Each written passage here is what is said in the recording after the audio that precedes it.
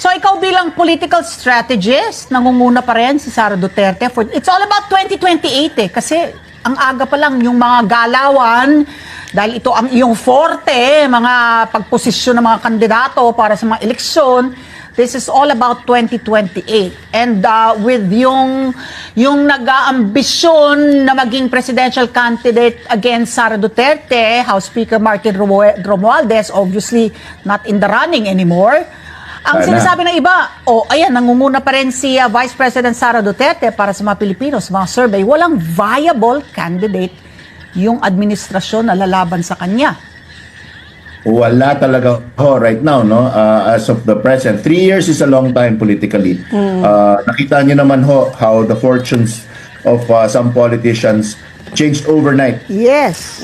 Overnight, nabanggit niyo na po si Speaker Martin. Si Speaker Martin siguro ilang tulog lang. He went from one of the most powerful political figures in the country. Biglang ilang tulog lang, paggising niya, galit na sa kanya yung tao.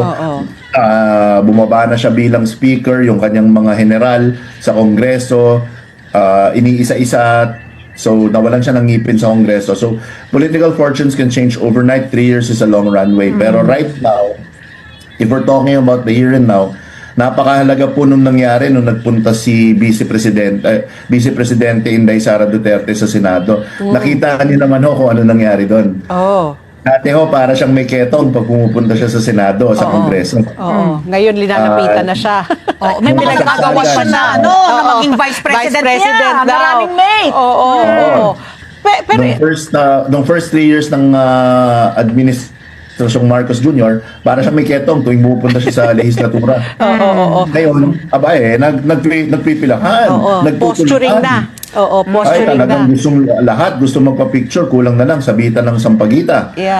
So ikaw bilang political strategist, nangunguna pa rin si Sara Duterte. It's all about 2028 kasi ang aga pa lang yung mga galawan, dahil ito ang iyong forte, mga pagposisyon ng mga kandidato para sa mga eleksyon. This is all about 2028. And with yung nag-aambisyon na maging presidential candidate against Sara Duterte, House Speaker Martin Romualdez, obviously not in the running anymore.